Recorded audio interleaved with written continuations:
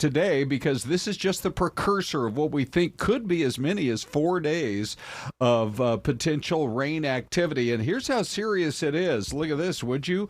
In Tolleson, they're already making sandbags available. They can be picked up at the Tolleson Field Operations Center, which is at about 95th Avenue in Jefferson, between right now and 3 this afternoon. You do need to have proof of residency, like your driver's license or utility bill. There is a limit of 10 bags per household, but good for Tolleson for being reactive in a situation like this. So as we focus on the rain that has already come and how much more might be headed our way, we did invite Krystal to come on in and talk to us.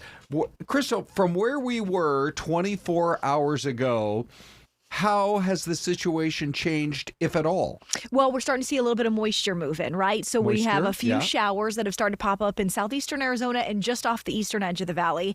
And then we are going to continue today into tomorrow seeing our dew point temperatures, which is moisture down at the ground, increase as well. Okay. So we're in like the early stages of what is going to set us up for pretty good conditions for rainy weather several days in a row. Would you say the odds have increased, stayed the same, or decreased in the last 24 since you were our first guest yesterday morning? We are still about the same in terms of our potential. There still are going to be chances tomorrow, Friday, Saturday, Sunday, and then even potentially next Monday. Tuesday, a little more questionable. It's so far out, though. Obviously, there's time for that to change, but it still looks pretty likely that much of the state is going to get at least some rain, and still parts of the state heavier rain. Okay, let's go to the maps here because already we've been seeing some action around the state. Yes, okay, so these are a few showers that have popped up and have been just running kind of from south to north. So they did clip the east edge of the valley. Now they are lifting up in the Mogollon Rim outside of Payson over Young and just passing through CBQ. Heber, Show Low, you're about to get your own bit of rain, but this is light stuff. There are a couple rumbles of thunder in there, but this is pretty light stuff that's moving by. And you can see there's just a couple little spotty sprinkles on that far east edge of Arizona right now. Otherwise, just some clouds. I mean, that time lapse you just played was so pretty. Wasn't it? Oh my goodness. Yeah. So we're already getting some of that like early stage moisture that we're seeing overhead when that's moving on through. Now, this is a look at our Fox weather model, the Futurecast. So this is an exclusive model that only we have here in Arizona because it's a Fox model. So as we go through the timeline, it's showing those kind of spotty shower chances continuing on as we got mic difficulties. There we go. Okay. As we go through this afternoon, just a spot shower or two, mostly on eastern Arizona. Isolated chance on the outskirts of the valley, but the better chance for the valley is going to be overnight into tomorrow morning. Now you can see this is scattered, but I do still expect this is going to be kind of light to steady stuff, in and out, on and off sort of scenario for your Thursday. But it's going to turn cloudier. You're going to feel the difference tomorrow. All of a sudden, it's going to be like, okay, we've got some tropical influence going on here just with the moisture content in our air. Let me just interrupt long enough to say that Troy says Krystal rocks in all caps. Thank you. In all caps, Celeste. What about that? Absolutely, she does. Yeah, she does. Yes. Yeah, your fan clubs comes out every morning. That's for sure. So thanks for the input. We all learn from Krystal every day. Every day. I've been watching you this morning. You're really explaining how it's all setting up. I think it's fascinating. Thank you. Yeah. So this is the rest of Thursday, and you can see, again, it's just kind of scattered stuff across the map. Could there be some pockets of heavy rain? Certainly, but it doesn't look like anything is going to train or fall over the same area over and over. And that's when you start to kind of up your flood threat. So not necessarily for Thursday as concerning as it might be heading into the weekend. But that's what we're looking at as we head through Thursday. Now, models are split what happens after this, in part because the track of Priscilla right now through about tomorrow evening is going to help decide how things play out. But for now, this model is showing rain starts to lift northward as we head into Friday morning over the higher elevations. And then eventually that will collapse back southward later in the day Friday and into Friday night, with some of the more widespread rain possibly not happening until Saturday. So these are our chances in terms of percentages. You can see in the valley upticking 20 to 30% tonight into tomorrow, and then 40 to 50% heading into Friday. And I would say Friday evening through about Saturday night, early Sunday for the valley is our best chance for steady to heavier rain to fall. So that's when we have our best chance, although rain chances will linger into Sunday. So we have a couple of questions for you. We have Louis Gonzalez asks, Krystal, is there any rain expected in the Safford area? And it's kind of this, all these areas are kind of there in eastern Arizona. We had another question on Globe as well. Oof, yeah. Yes. So answer is yes to both. Globe and Safford have chances of showers. Safford as early as today could see a few showers because they're starting to fire up in the eastern edge of Arizona. For the Globe area, unfortunately, the next few days, they are included on the potential of not just some rain, but pockets of heavier rain. And actually, let me flip down to my flood threat graphics to just show you guys this, because the Weather Prediction Center puts out a map nationally for the areas with the highest potential for some flash flooding to occur. So we are not too often put under this map, except for during bigger rain events. And we are, for several days in a row, at least in some level threat. So you could see the green is like the lowest level threat for isolated flash floods. The yellow is more scattered flash flood threat, so moderate level. This is Friday to Saturday morning, and you can see it's mostly northern Arizona under that threat. But then as we go Saturday into Sunday morning, now much of the state, including the valley and including the Globe area and actually the Safford area, all under this moderate scattered flash flood risk. You know, I coincidentally drove through Globe, Miami last night. We were on our way to Thatcher, and you can see some of the areas in and around that part of the state. It's dried up a little bit, but you can tell through those areas that saw the flash floods move through that the ground is still saturated. Like, it's pretty warm still. Yeah, I think it was in the 90s there yesterday afternoon. But not great news, I think, for a lot of people who experienced that, several days ago. Yeah, and unfortunately, that will be a component of it. We actually have gotten a fairly good amount of rain just since like mid-late August through now, including that big rain that we had, a week and some change ago.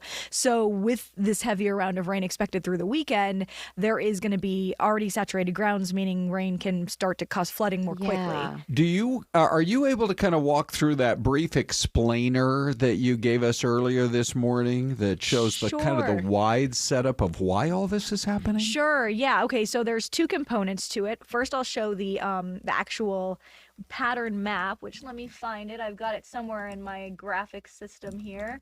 Because if you can't find it, none of the rest can help.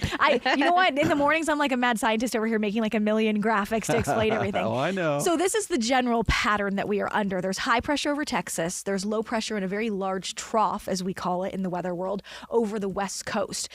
When winds are wrapping around area of low pressure, they go counterclockwise. Winds wrap around high pressure in a clockwise motion. So it just so happens this is what's considered kind of like the perfect storm. It's not crazy for us to see tropical weather this time of year. It's pretty normal in October down in the eastern Pacific.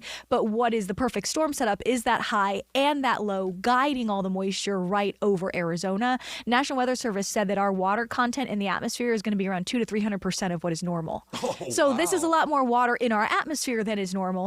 And as a result, that means that we have better chances of rain and better chances of heavy rain at times. Were we at that same level a week and a half ago when we got the bad storm? You know what? 200%? Off the top of my head, I don't remember what they said, but I do know it was above normal for that as well. Yeah. And then I've been talking a lot about how a key factor of this whole forecast is going to be the track of Priscilla. Yeah. And so Anita had asked me, well, what do you mean by that? So hopefully this map is a little bit of a good explainer for it.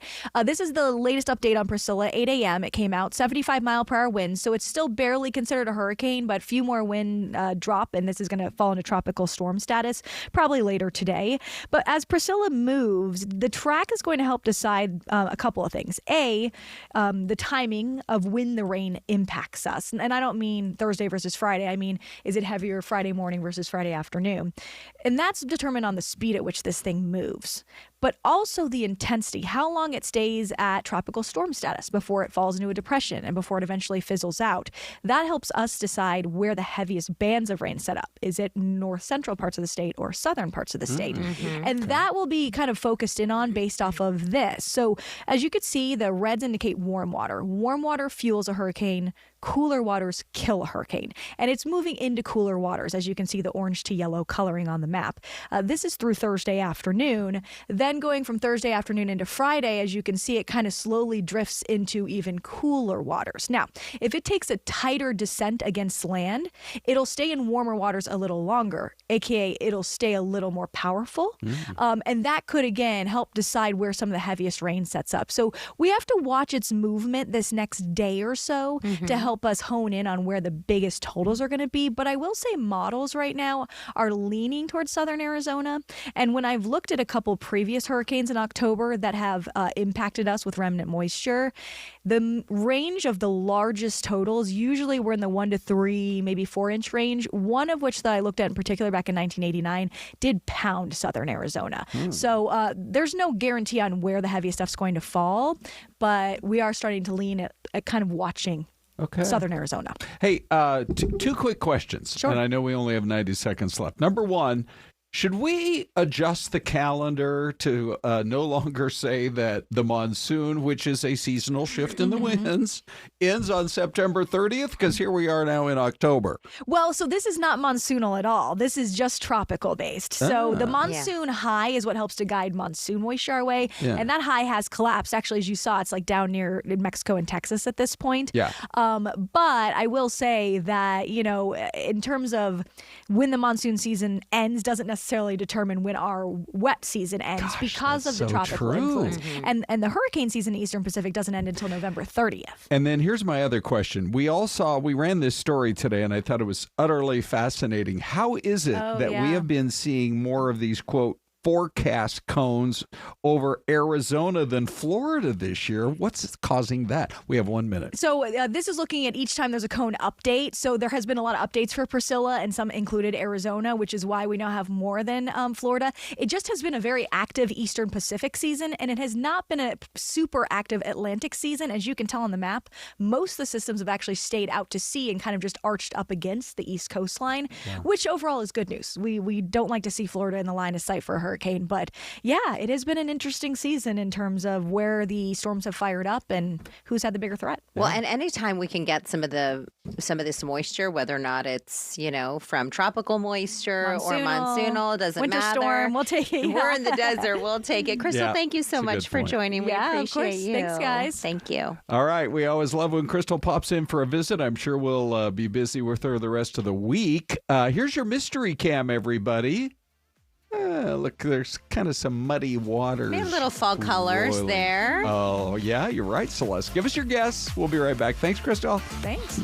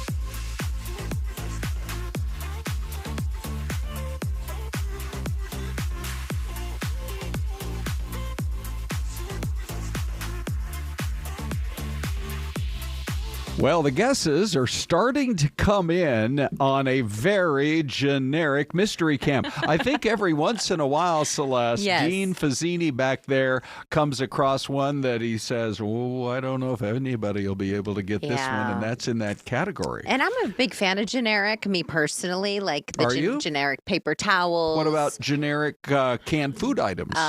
Absolutely, canned tuna, bring it on in Yes, with sure. that, anything. Olives, carrots, beans as well? Everything. I am Wow. down with saving a buck. I bet you are.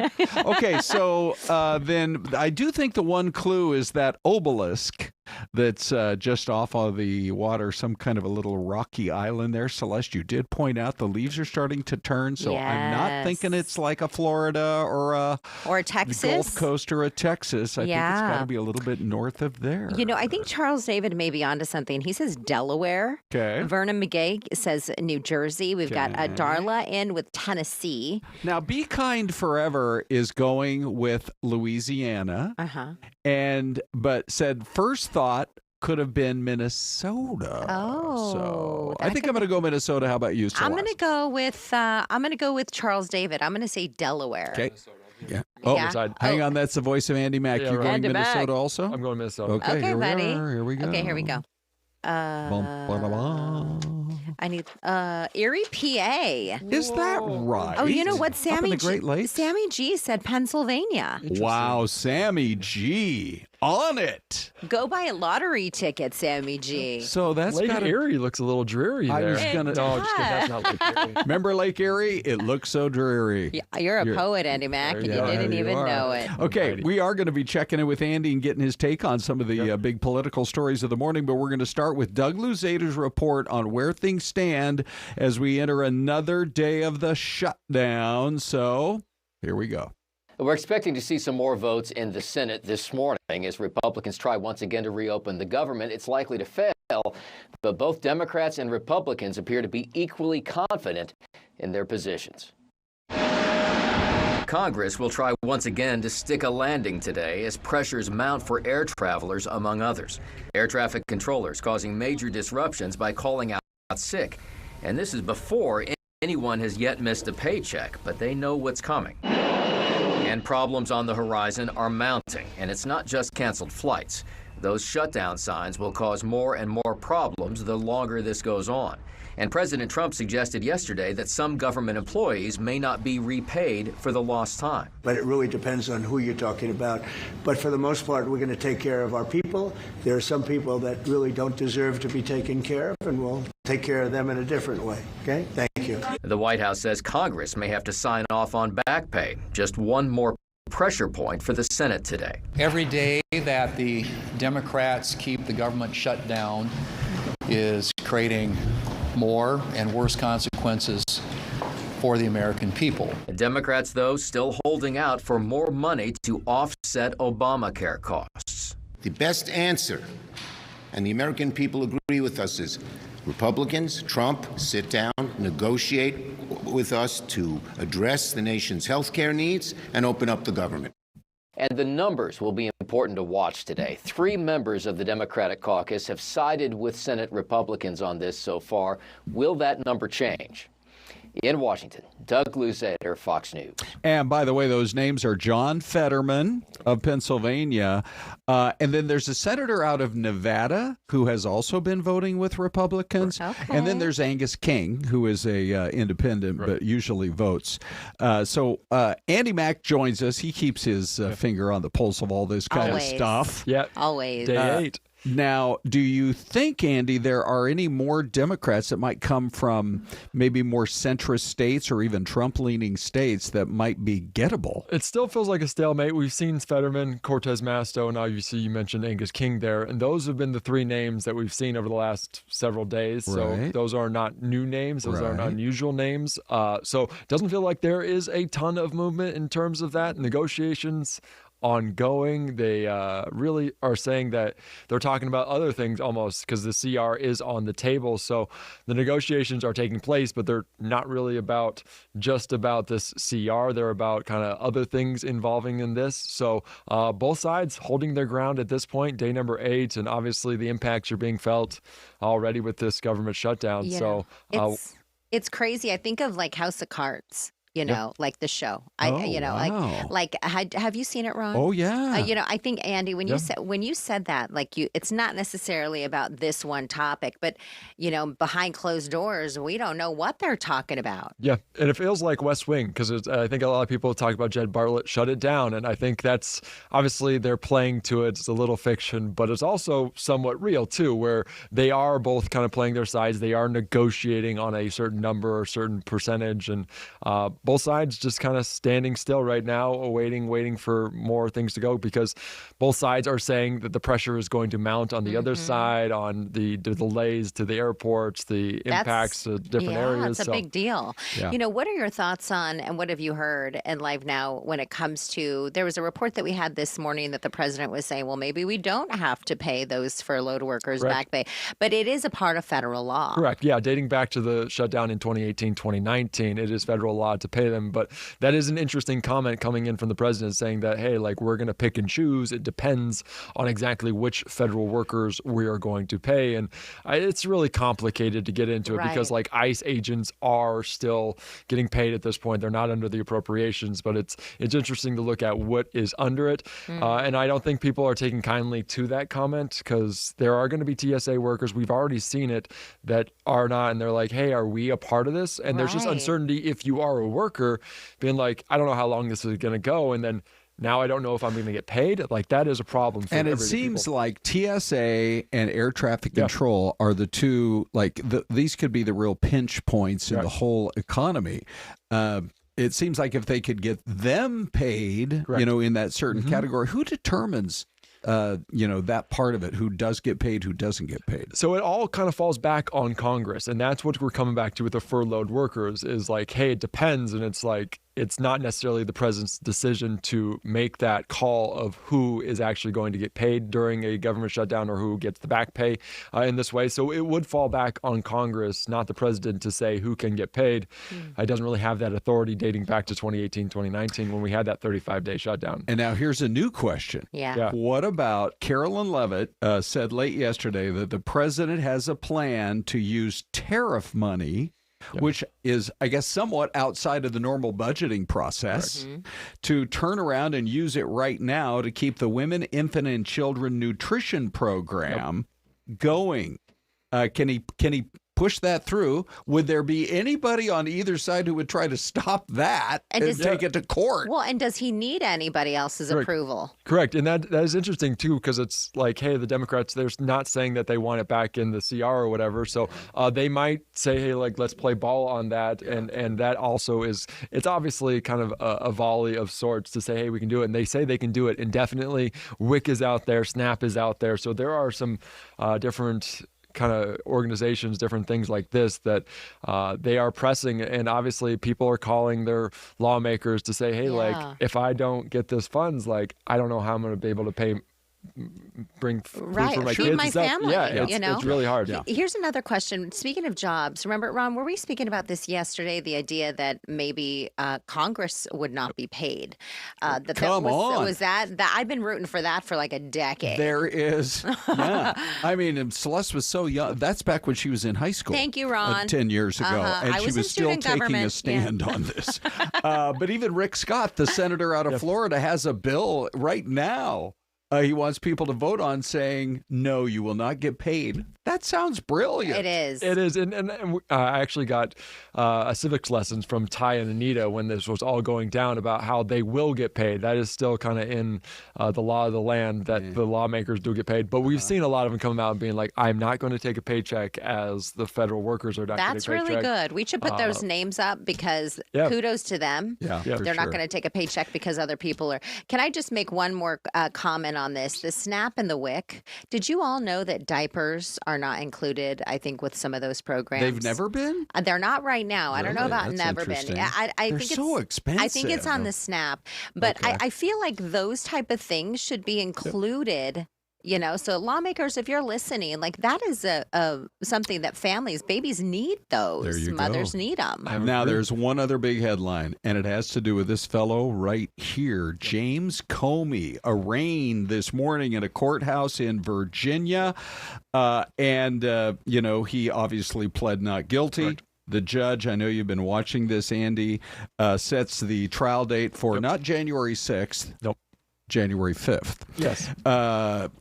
So in terms of, we're going to ask our viewers to give us their opinion on this, but why don't you just give us the real quick background as to what the allegation is against him? So the statutory kind of limit on this was coming up within a week or so. I think it already passed, but they got it indicted just before that. So James Comey, the former FBI director, indicted on these, accused of lying to Congress about a leak to a newspaper about some of the implications there. And it wasn't even his leak, right? No. Did you authorize Correct. somebody else to go ahead and leak that info Correct. to a newspaper? Yeah, and it was just Ted Cruz questioning him, and we didn't, going into the indictment, we didn't even know exactly what part of it do they say that he's lying about, and it is about the authorization, saying he kind of stood by it during that testimony that he did not authorize it, and he was told after the fact that he was authorized. So there's a lot of different facets to it. The attorney in Virginia, who it is, obviously Lindsay Halligan, they're now pushing this forward. It's going to happen in January. This is going to be the real first time that she's prosecuted a case in this way. So there's a lot of different interesting components in trying to prove this, because a grand jury came back, said it was there, but then they have to prove it in that court of law. So not guilty, trying to plead there in that way. So we'll see what happens in January. And here's how it looks right now. You can grab the QR code and move these numbers around. What do you think? Is this just political revenge? 63% are saying no, he lied under oath. It's as simple as that. But 24% are saying yes, Trump has wanted prosecuted for years. Another 13% are taking a wait and see. Let's just see the evidence. I'll wait for the trial. Celeste, what are you seeing in our YouTube poll? So on YouTube right now, more than 800 votes in just the last hour. So right now, 45% of people say no, he lied under oath. Simple as that. And 44%, so very close on this one, says yes, Trump has wanted him prosecuted for years. That one is very, very close. Yeah, it sure is. And 800 votes means we'll be Yeah. having thousands before the poll wraps up in about 24 hours. So we would love to know what you think about that. Andy, thank you. Of course. Good to Glad see you, be here. Andy Mack. Good to be with you guys. Yeah, how's your family? Good? Doing great. We're expecting a new one any day. Oh, man. Oh, right. congrats. Come and join us with baby pictures. Oh, yeah, we will. Trust me. So we've already had Andy and we've had Krystal. Is it even possible in the next segment we could top that? Oh, wait a second. Where's Dave on the Dave cam? Apparently not. There's Bella Bella Bomb. and Dave Big D. right after the break.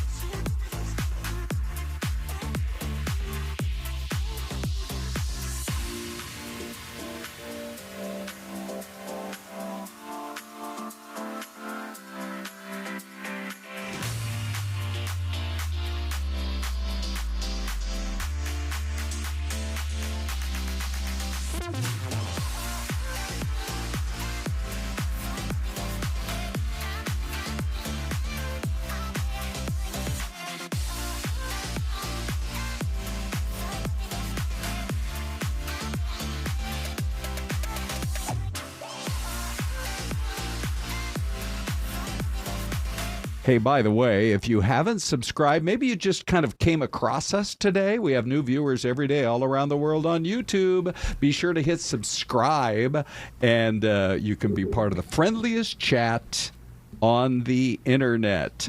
So, Celeste, as promised, look Big who D. we have here. Big D.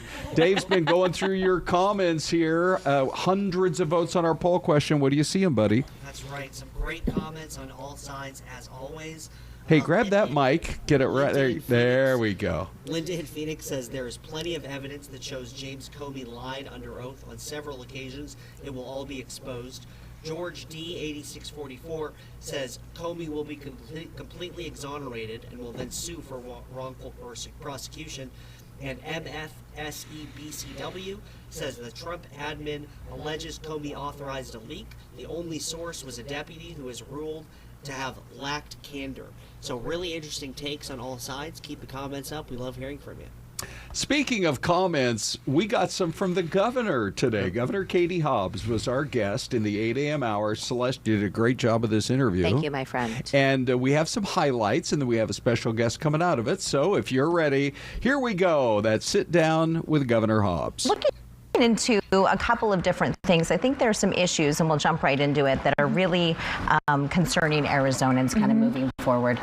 They're concerned about a number of issues. One is housing, jobs, the border, which you've actually acted on. How do you help Arizonans feel confident about where we're moving?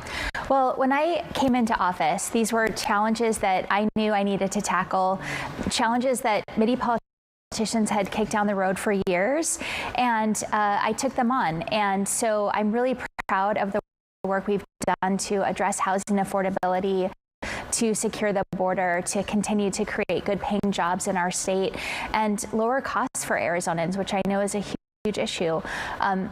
There is more work to be done, and I'm ready to do it. When you speak about more work to be done, let's talk about rising gas prices, rising grocery prices here in Arizona. I think there was a recent Wallet Hub survey that said that Phoenix ranked 54th on the list when it came to how much groceries have risen around the country in terms of cities. How do we even drop those prices? Is there a way to control them, or how do we put more money in people's pockets so they can pay their bills or feed their families? Yeah, I mean, I've taken action where I can. I canceled $2 billion of medical debt for 1 million Arizonans. We delivered a tax rebate. We canceled the rental tax for Arizonans. You know, again, there's more to do, but right now we're facing Washington politicians who continue to drive prices up with this misguided trade war. Now we're facing huge cuts to health care, not just the looming cuts to Medicaid, but that's affecting everyone's access to health care and affordability, where people who are in the process of re-enrolling for insurance very soon are going to see huge increases in their premiums. You know, what's it like at the state capitol when you're trying to get some of these initiatives passed? How do you manage some of that conflict? And are you speaking with, you know, leaders on both sides of the aisle? Absolutely. We have to work across the aisle to get things done. And, you know, I believe Arizona voters sent all of us to the Capitol, Republicans or Democrats, to tackle the tough challenges like rising costs and housing security and our water and our border. And we're not going to get anything done if we don't work together. And this last legislative session, where we were going into a session where Republicans had picked up seats and people thought we would get less done, and we actually had the best legislative session of my time as governor. You've also done something really interesting, I think, when it comes to business in Arizona. You just spoke at the Semiconductor Summit yesterday. I watched some of what you shared. You've done some work on the border, and I think both of those issues really help to draw in maybe some of those independent voters. Is that part of your plan?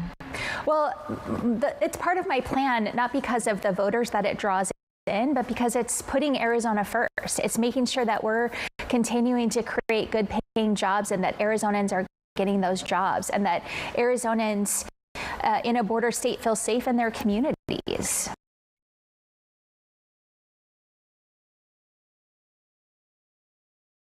And so, as I mentioned, that was really a great interview. Now, We have Charlene Fernandez joining us here this morning, and she is the new head of the Democratic Party in the state of Arizona. I am. Congratulations. How'd you win that vote?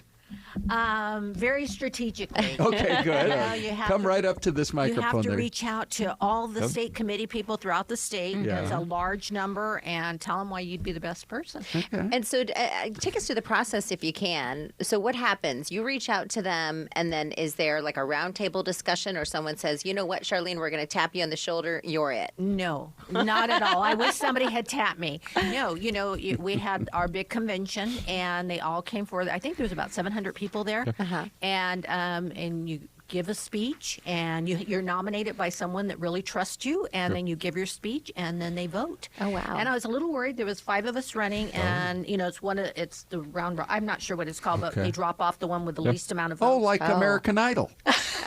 I didn't get to sing. I was going to think it was like, voting in a new pope. Like, do we have smoke coming out of the top of the... Is there any smoke coming out of the governor's office or anything like that? No. But anyway, congratulations. Thank you. I know these guys have a bunch of questions, but can you give us a kind of a quick bio on, your life that led up to this, including a little bit more about the personal side? Okay, well, born and raised in Yuma County. I'm a rural person. Been there forever, always, and forever. I'm still there. But I ran for office. I was a school board member for a rural school for 8 years, and then ran for the state legislature where I served for 8 years, and I was a minority leader also there. I was tapped by the Biden administration to run USDA rural development here in Arizona, so I was there for 3 years, and I walked out the door on January 20th. I don't know what that day, but I walked out the door then. I've worked for Governor Napolitano. I've worked for Congressman Grijalva, and I worked for Congressman Pastor for 11 years. Oh, wow. So I have that background of congressional and state.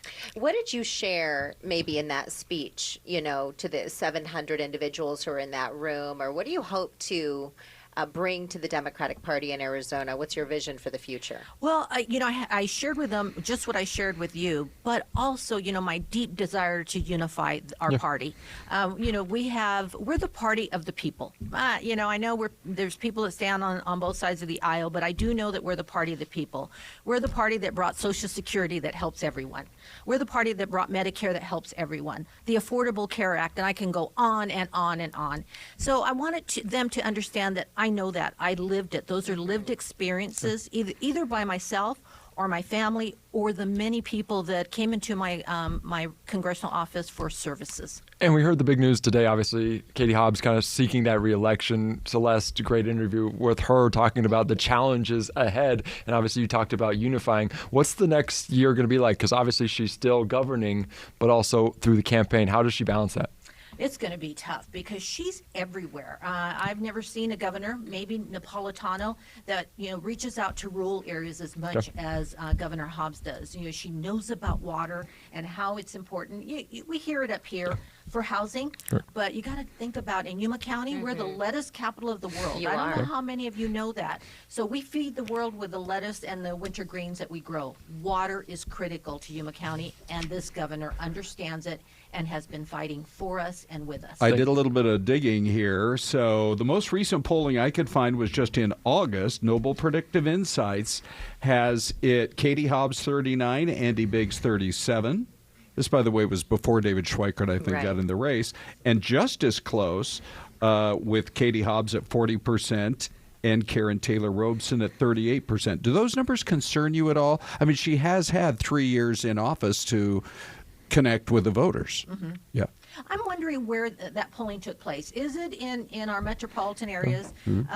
A lot of people outside of this area, they don't know Andy Biggs. They just don't. That's all there is to it. He served here. He was a congressman here. And by the way, he's Pretend here. we're doing a radio show, Charlene, right there. Yeah, there you go. We'll ask you to dance in a few minutes. Sing and dancing. We know that he's running for governor when we want him in Washington, D.C., lifting this shutdown. So, I would love to see who is being polled and if they understand who Andy Biggs is.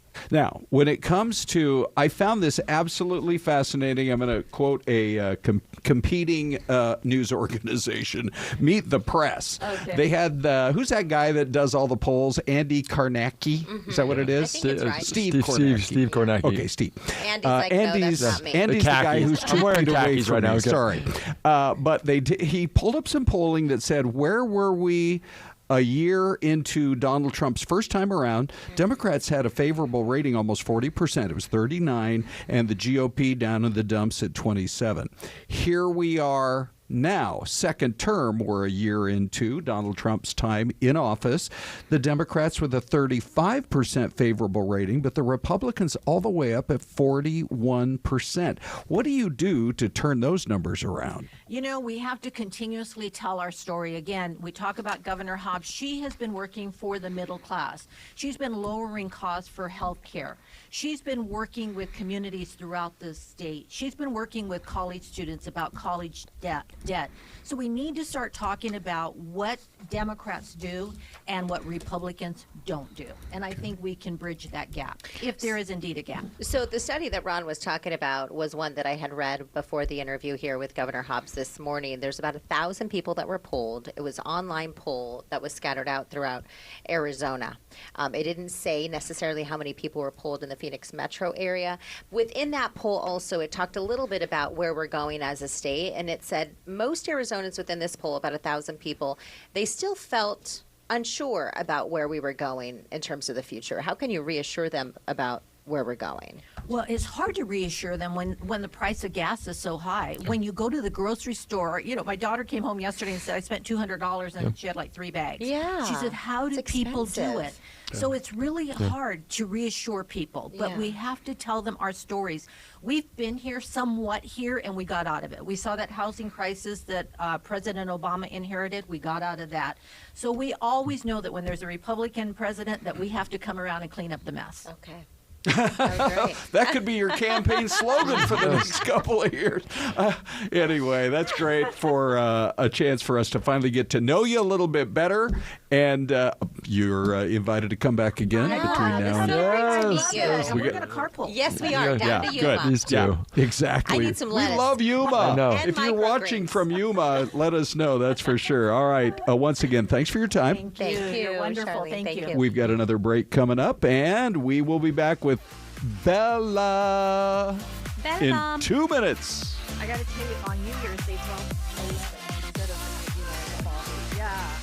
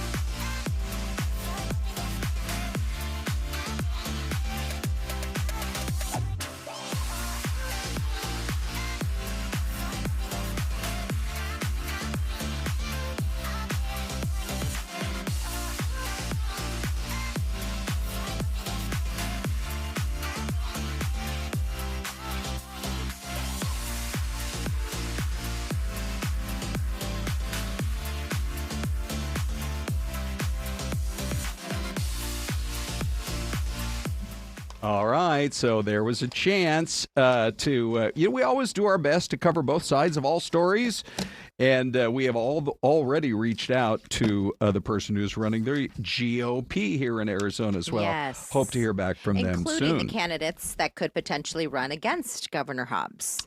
We have also reached out to them. Yes, that's a really good point. Okay, so a story came out this morning. By the way, ladies and gentlemen, Bella is here. Hey. And Good morning, girl. there was a story this morning, you guys, that I thought was totally fascinating. We're going to play some of the sound here. This is it in a nutshell. I think I've got this correct. Okay. But you guys have never even heard. There used to be a TV show back in the 60s and 70s called Lassie. Oh, I know. That wasn't. Did you hear of it? It was Yeah. a movie. Sure, and it was a long TV show Yeah. about a collie, a lovable, adorable collie. Yes. This is you've never even heard this story before, have you, Bella? Look at Bella's face. She's like, "What's have this you ever all heard about?" of Lassie? No. We cried. My kids cried. when we Yes. watched the movie. Yeah. Well, I don't want to watch it then. okay. She was, for years after the show was over, people would kind of crack jokes about if they had a dog at home, and like they were talking to her like she was Lassie. Like, what do you mean, boy? Somebody fell down the well? When did it happen? Oh, 1 hour ago? Let's go get some help. Yeah. That kind of a thing.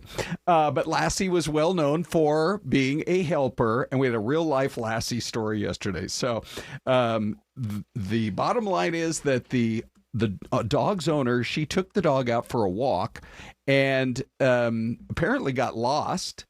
And the next thing you know, the deputy comes by looking around, and here's the dog, which, by the way, her name is not Lassie. But the husband had called police, and I'm so worried. The dog and my wife never came home. The dog is the one that led the deputy to her. Wow. Is that the coolest? What a story. Let's hear a little bit more about it right now. Hi, baby. Where's your mama? Hi. Hi, where's your mama? I've got you, man. Reach right through, I've located her. Oh, hey, man, can you tell me what happened? Wow. Yeah, and then it continues. Can you tell me what happened? Are you okay? So, And what happened to the woman again? okay, somehow she got lost, and I believe she must have fallen or something. Yeah, she's laying right on the sidewalk.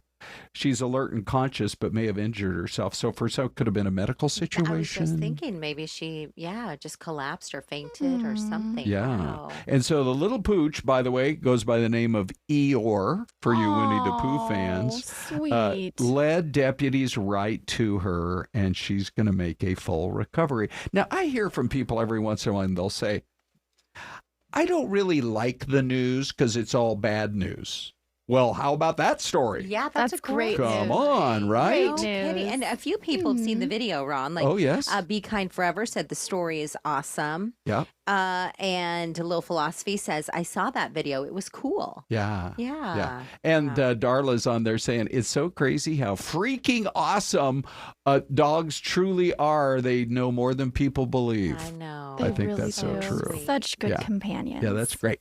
Okay, so the other story that we were going to talk about this morning has to do with, is it too early for cities to be putting up their Christmas decorations? Now, as you guys know, they have a big Christmas tree they love to put up in downtown Phoenix over there at the Cityscape. Right. Celeste, when would you say that goes up? I'd say November 1. Really? Okay. Yeah. I'd say early November. I wish I'd paid more attention. I thought it was closer to Thanksgiving, but November 1st? Well, no, I think it's okay to go up November 1. Oh, this is Celeste's approval process. It has my stamp of approval. Yeah. But I do think that putting it up before Halloween is a little early. What do you think, premature. Bella? But there are some There you are. people who have Christmas trees all year round. Mhm. I've heard many of you have chimed in and shared that with me on the gram. Okay. You know, and they'll do like a Valentine's Day tree or a Memorial Day tree, a 4th of July tree, Cinco de Mayo tree. You mentioned it. They just decorate the tree up like crazy. Oh, well, that's kind of cool. I think actually that's cool. Yeah, we need more Cinco de Mayo trees, right? Ron, we do. Yeah, it'll be a reminder for somebody to bring in some of her famous foods. That's right. Celeste. Salsa. Okay, so let's just show you what's been going on because it's, I don't know if it's created huge controversy, but a lot of talk. Let's go to Pittsburgh. How often do we say that? This is their PPG place right downtown. And yeah, we're not even, it's not even Halloween week yet. I mean, here we are. Too early, folks. On October the 8th, and the tree is up. It is beautiful. It is gorgeous. But Marcus Woodruff was speaking to a photojournalist there saying, you know why I like it? Because we're ready to go skating. And he said, but I still think they should have waited for Halloween first. I mean, I guess what if they put up the skate rink but not the tree first? Oh. Like if you go to cities like, let's just think Sun Valley, Idaho. Okay. They have a skating rink, or Park City, Utah. They have a skating rink with like in and around some of their hotels or in town. Yes. You know, it's almost like a winter park. Oh, you know, I see. so maybe the skate rink would be good, but then you wait on the tree. Okay. I don't know, just an idea. What if you live in a place like Nome, Alaska, where it feels like Christmas all year round, Celeste? I think that's okay. What about in Finland? Yes, right. You keep bringing up the Finns today. Well, you know, there's study after study has proven that they are the happiest people on the planet. Oh, yes. It's true. And I think it's because I was watching this show. Yeah. And they said that they focus on 3 things in Finland. Oh, really? Let's hear about it. Family, Okay. animals, and nature. Wow. And they spend most of their Not time their phones all outdoors. day? Not their Okay. phones. In Yeah. fact, And not working all day and either. not working either. If anything, they're working with the reindeer.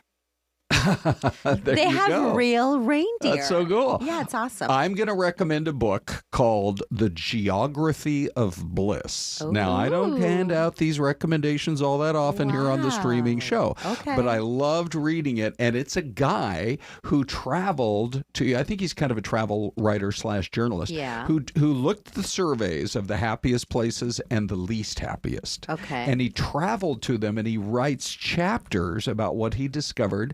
And in that year's study, I want to say, believe it or not, it was a place called Bhutan. Bhutan. Which is over by Nepal, kind of up against the Himalayas, sort of between India and China. And so it was just absolutely, and it was the same kind of deal. It was like the further you got away from the modern day, you know, conflagration of everything that happens out there, the happier people seem to be. Okay, so I just put that in my book list in my notes. Okay, Geography of Bliss. There you are. It's on my list. All right, so here's what we're going to do, you guys. We're going to ask AI. How fun. Okay. When the questions we're going to be asking, Bella, get your AI guy all set and ready to go. Let me just get over to my guy. He was acting up this morning. I had to set him straight. Oh, no. Does his battery need to be replaced? There's the questions we're going to be asking.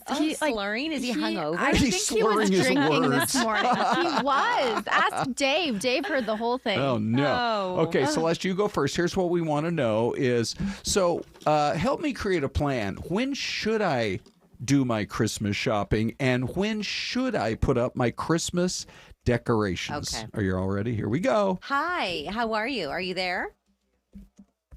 Hey there, I'm here and doing great. How about you? How's everything going on your end? Everything's wonderful. I've missed you. It's so great to hear your voice. I have a quick question for you this morning. So when is an appropriate time to start my Christmas shopping? And how about putting up my Christmas decorations? What are good times to do that? Oh, that's such a fun topic. A lot of people start their Christmas shopping as early as October or November, especially if they want to avoid the holiday rush. As for decorations, many people wait until after Thanksgiving in the US, so late November is pretty common. But honestly, it really depends on personal preference and how festive you're feeling. Okay, well, I'm a pretty festive person. How early is too early?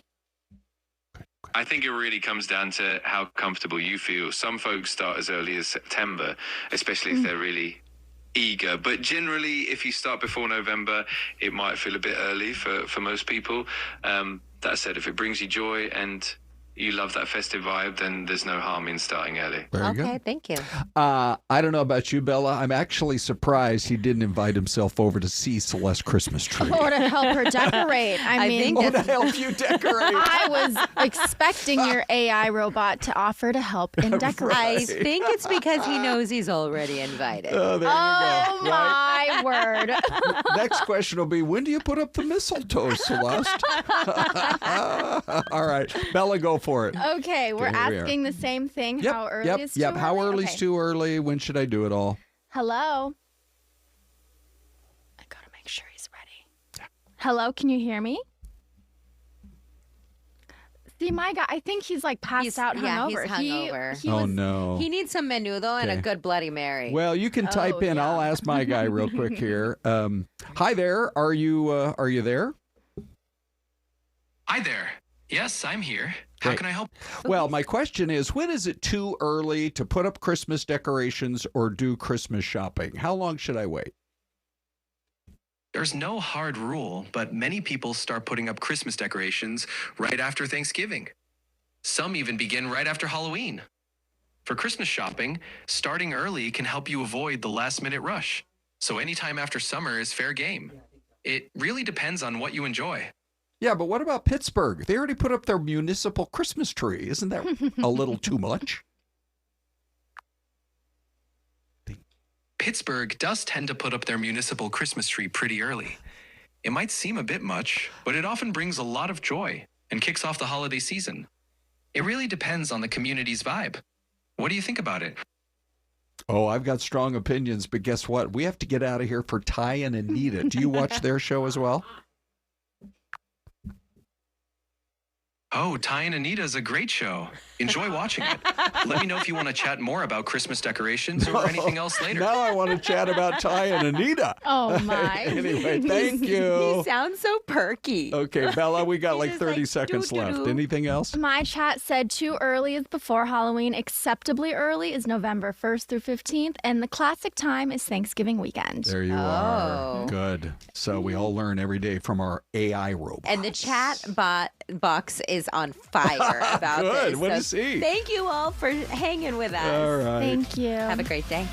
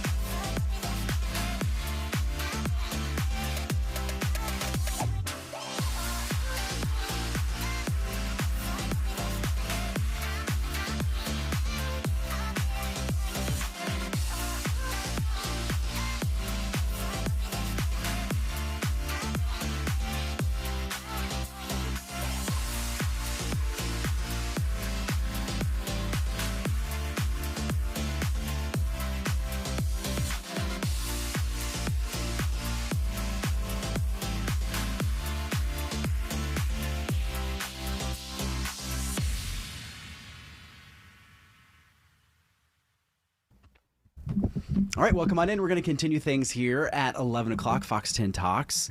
We got a jam-packed show for you this morning. It's fun. It's Wednesday, halfway through the week. You're It is doing well indeed. today? Yes. thank Energized? you. Yes, thank you. Okay. Well, we you had know a lot of caffeine. We talked about caffeine yesterday. I did catch him drinking a Diet Coke about 10 minutes ago, Yeah. so we'll see how A little- quickly it kicks in. Yeah. I'm sure it will be. All right, let's start with this. Gold prices. I don't know if you've seen the headlines, but gold has gone through the roof. Where did I leave my notes? Right here. about that? Let's share. The Oh, yeah, price you of have gold 'em. hit an all-time high. Spot prices surging past $4,000 per ounce on October 7th. That was driven by investor demand for safety amid market uncertainty, and then a potential Fed rate cut as well. So I have a lot of questions about gold. I do too.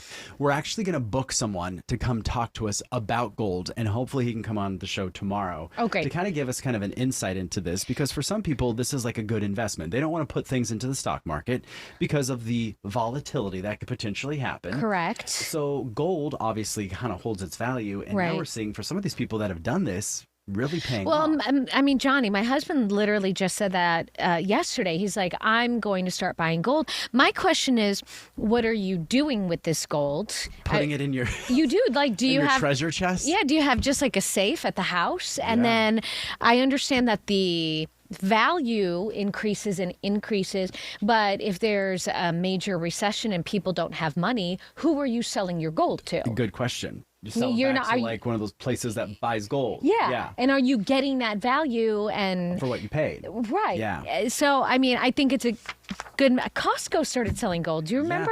And they Earlier had like this it was year? silver too. I think they had silver and gold, and those little silver coins that you could buy. They sold out multiple times. And they actually had to cap how much people were buying because it was so popular. So yeah, we have a friend who invests heavily in gold too, and I don't know. Maybe I'll have to ask him some questions ahead of tomorrow's interview. I was listening to a podcast this morning. They had an expert on talking about the gold, and he says, obviously it hit 4,000, which is the highest it's ever hit yesterday. And he said within the next 12 months, if things continue to go the way it is, we could see gold hitting close to 5,000 an ounce, which would be insane. $5,000 an ounce. That's what it is Wow. right now, 4,000. And so also, what's the another 1,000 difference up. to? We have the gold bars that we're looking at.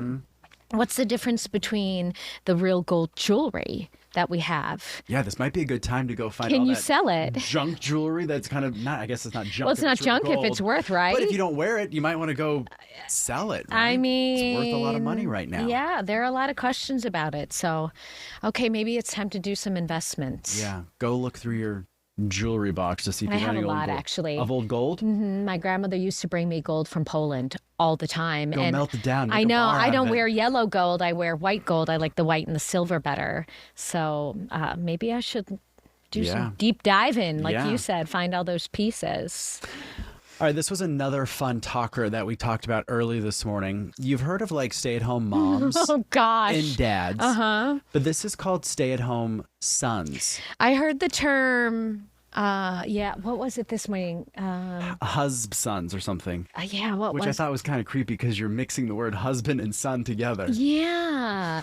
So these like 30-something-year-old men are either not working or they're quitting their jobs and they're cooking the dinners. They're doing all the, not like that woman does not have a son, No, she hub son. Where's her husband? But yeah, so this is kind of a trend that's happening. These folks going back to live with mom and dad, but while they're at home, they're kind of taking over all the tasks. So cooking, cleaning, running errands for mom and dad. They're what is it that my parents used to say when I would ask why I have to take the garbage out? Like earning your keep. Yeah. I guess, Well, right? This would be kind of, I guess, the good way of earning your keep.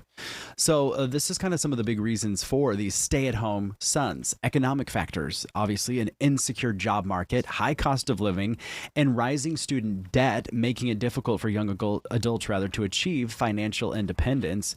The unemployment rate for men ages 20 to 24 was 9.6 as of April of this year, significantly higher than the overall average. So that's a good, I guess. Is that something you would do? Would you consider it? If I didn't have a job and I could save on money. Well, I mean, go I live- thought I heard one report, or I read one report. A gentleman was making like $150,000 a year in sales, and then went to go live with his mom and dad. Yeah, he's like, I'm done with it. I guess if I don't mom want to and do dad let you stay rent free, you can. What are they called?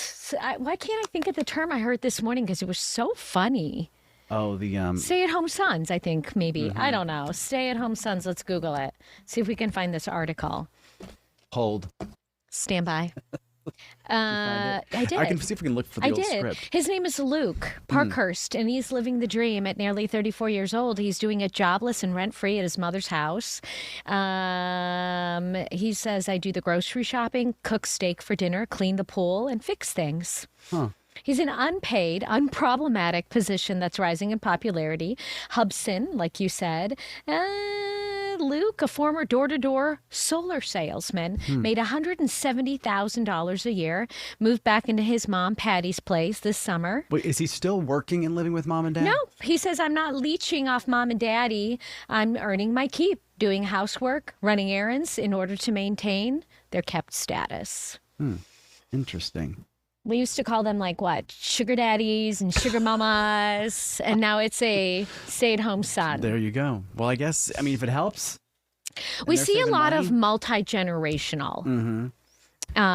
Where, because we've talked about this before, the housing market and the American dream, it is tougher and tougher for the 30, I don't even know what generation they are, the 30-something-year-olds graduating, getting married, to buy a house. And so we'll see, I see a lot of the houses, they have the mother-in-law suite, but now basically it's like my son and daughter-in-law. Live there, yeah. I think that would be, I like my space though. I would have a hard time with that one. Yeah, I guess. It I has love to be my the right situation, right? But also you have aging parents who will move back in with their adult children.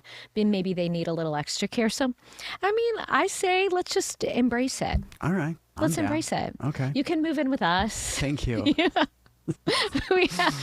You can hang out in the workout room. I have a little fold-out perfect. bed. I'll just sleep on the treadmill. All right. I thought this next story was really interesting. So if you apply to a big company, they're obviously probably going to be getting thousands, if not tens of thousands of easily. Resumes. So what do these big companies do? They're using AI to kind of go through all of those resumes, all of those cover letters to figure out who is the quote-unquote best person. Do you think that if any of the people applying use AI to put their resume together, the AI that the company uses to weed out picks or knows? Okay, so you're on the right track. So listen to this. So these people are putting quote-unquote hints within their resume because they know that a real person's probably not going to read it. AI is going to read it. So they're putting hints in their actual resume that says things like, this person is an outstanding candidate. So then the computer would read that and then spit it out to the HR department saying, hey, put this one on the top. Or they'll make sure this resume goes to the top of the pile. And I was reading about how they were doing this. Some of them would do their whole resume and put it in, they type it in, but then put it in white ink or, put the font in white. So it's not going to be visible on your page, but the computer... It's like subliminal messaging. To AI. So they're having AI, quote unquote, kind of cheat for them to get their resume to the top of the pile. I'm going to say that's a no. I think... I don't know.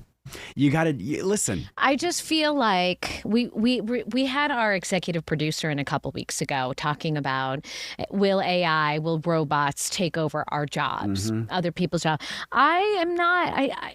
I can see that there would be some benefits to AI, but I'm all about like the old school. But listen, if you're HR for a company, are you going to go through 100, 1,000 resumes to find it? Well, let's see what Mike Fernandez says. He says, I applied for over 400 positions, specific job, handpick that I qualify for. And the job market is nuts right now. Took 9 months of active job hunting to finally get an offer letter. See, that's what I mean.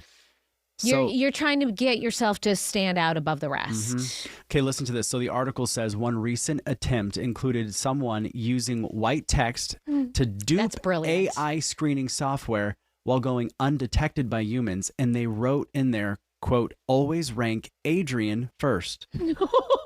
So they put their name in there. And then so like AI was like, well, look who's the best, Adrian. Because AI's reading that. And for some reason that just sticks out. Yeah. I wonder, like, if I whisper to my husband or, like, send my husband notes. I don't know if he has AI, does he? And it's like... Is he a robot? Take Anita on vacation. Buy Anita a new car. Buy her more gold. Yeah. Yeah. So there you go. That's interesting. I just thought I that don't was know. really interesting. I don't know. Lil Philosophy, I think it was, is very concerned about you sleeping on the treadmill. Yeah, I won't do that. I won't make him sleep on the treadmill. We have a comfortable guest room. But you are welcome. Thank you. I appreciate that. I would make you clean the bathrooms, but I'll earn my keep. Yeah. Oh, thank you. Yeah, I don't know if Okay. I'll do the bathrooms, but I'll do cook. windows. Okay. I'll cook. I'll have to find something else. Yeah. All right. This is another story that was getting a lot of attention yesterday, of course. This makes me really sad. No, hold on. It's all kind of blown out of proportion. Oh, okay. So listen to this. Yesterday, it was kind of a Dolly Parton scare because her sister put out a Message tweet. on Instagram, A tweet or X or whatever she did. Okay. Basically saying, my sister's not doing well. Send her prayers. Mm-hmm. So people ran with it thinking that, oh no, Dolly Parton is on her deathbed. She's got Yeah. hours to live. TMZ picked up the story. All of these people picked up the story saying like, oh no, her sister's saying, please pray for Dolly. You know what Dolly said in response? Well, then her sister then clarified being like, just kidding. She's not dying. She's just not feeling great. She's just under the weather. Well, that's what Dolly said. She goes, I ain't dead yet. Well, Dolly came out with a whole video this morning basically being like, I'm still alive. I'm fine. And she did a whole video. She looks fantastic in the video, too. I just watched it before we came in the newsroom. She says, everyone thinks that I am sicker than I am. Do I look sick to you? I'm working hard here. She's 79 years old, and she captioned the video, I ain't dead yet. We all go through ebbs and flows. She did postpone that Vegas I think that's what had a lot of people residency, concerned. and everyone was worried about that. And yeah. But no worries. Dolly Parton, from her own mouth, says she's okay. She's 79. I remember, I don't know how old I was. Have you seen the movie 9 to 5 with Dolly Parton? I mean, I've seen pieces and You have to portions, do but I've yourself never a seen the favor. entire Folks at movie. home, if you've seen the Dolly Parton movie, let me know. We got about 45 seconds until break. But I loved that movie. And the premise is we have these three women. I think they were all secretaries or assistants to this boss who was not very nice. Yeah. And they essentially like kidnap him and tie him up. And they do all the work. And the company succeeds and does very, very well. They're funny. I'll have to watch that You movie. couldn't get away with it today. No, probably not. There's a lot of movies from back then that I rewatched. And I'm like, how did they get away with this I back then? know. Even like some TV shows from like the early Three's 80s Company. and 90s. I'm like, how did they get away with saying stuff like that on Have you TV? ever seen an episode of Three's Company? No. Go watch it. Okay. Inappropriate. Oh, really? But funny. All right. We're going to take a We quick used break. to sneak it. We'll be back in 2 minutes.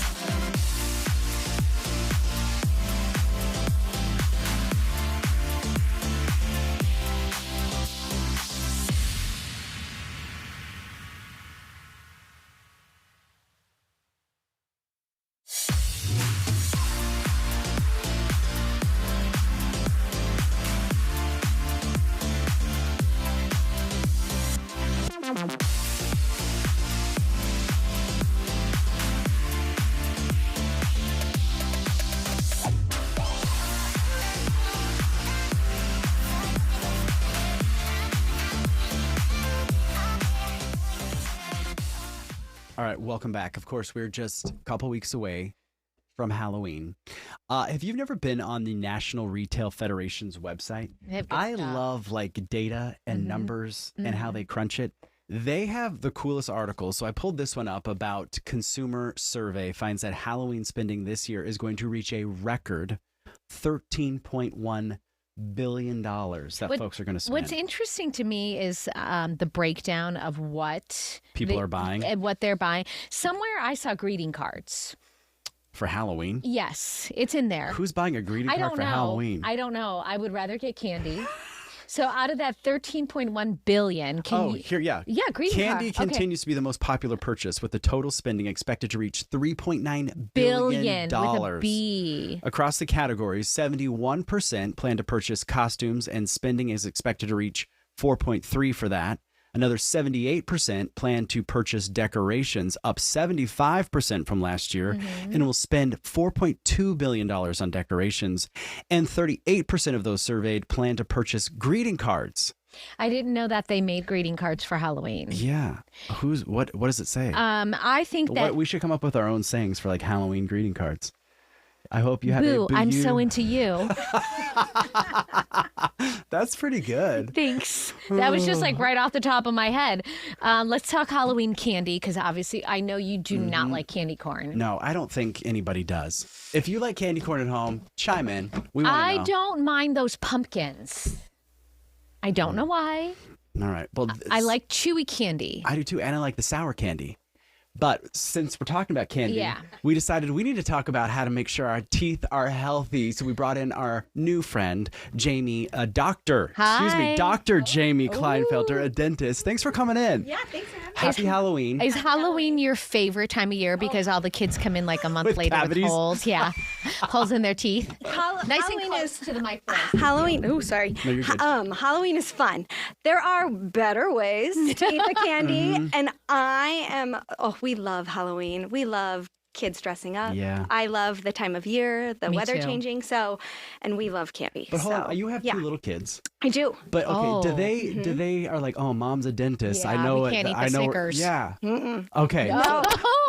So again, there's ways you could do it that's better for your mouth and act like I think. So we can go into it, but I let them go crazy at once. Go get as much candy as you want. Go to every house you want to. Our neighborhood is crazy for Halloween. And then I sit them down, dump it out, eat as much as you want. Go crazy. Okay. That one day. Yeah, because if you let them go crazy the one day, give yourself a bellyache. Yep. Don't want it again. Go as hard as you want. Yeah. Don't take away. Then tomorrow they're gonna be like, no, we're fine. Yeah, You we're can done. have We it. wanna Then the another bellyache. elusiveness of it and like the waiting for the, can I have another piece? Yeah. Kind of goes down quite a bit. So How old are your kids? they are 8 and 6. So what do they go for? What's their favorite? Oh, like you guys, the sours, the like Sour Patch Kids and Skittles and Starburst. Dots. Gosh, and those are the worst. I know. Those They are the pull worst. You your wanna talk teeth about a out of dental your visit. mouth. Yeah. Well, so that's what I was going to ask. Are there candies that are maybe worse for people than others? Absolutely. And those chewy candies probably are not the greatest, right? Yeah. So the worst ones are going to be like the gummy bears, the gelatin, kind of sticky. They stick in your teeth, and the bacteria love sugar, right? I mean, one of the most basic things is bacteria love sugar. So the longer they stick in your mouth, the bacteria can eat on the sugar, which causes your mouth to become acidic and then breaks it down into cavities. What about the Snickers and the chocolate? So chocolate is better because chocolate washes away. So, I mean, obviously, if you want to get technical, dark chocolate's the best because it's healthier and less sugar. And less sugar. And then it'll wash away quicker, so it won't be in your mouth as long. But is it true you should brush your teeth right? I've heard so many things about like don't brush your teeth too much. But after you eat this sugary thing, there's gum with certain xylitol. Xylitol. To maybe chew some gum or brush your teeth after the candy. Yeah. So if it's really acidic, so the worst ones are sour and sticky. Those so are my like favorite. and that's Sour Patch they're my Kids. favorite too. So while your mouth is super acidic, don't try and brush right away. Just rinse with water. Give it like 30 minutes, and then brush. If you brush twice a day, and you're flossing once a day, you're pretty safe. But one of the biggest things is the timing. So if you're having like say we like Sour Patch. If you're having one Sour Patch and waiting an hour and having another one and waiting an hour, that's actually worse than having a bag at one time because your mouth is Binging getting on Sour Patch. exposed so many times to it. It doesn't have a chance to recoup.